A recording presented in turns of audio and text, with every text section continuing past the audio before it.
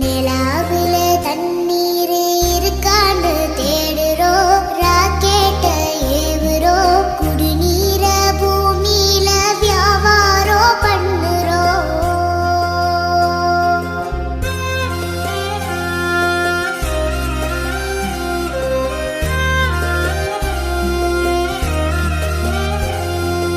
ஆறு இருக்கும் பக்கத்தில ஊரு ஒரு வாணிச்சு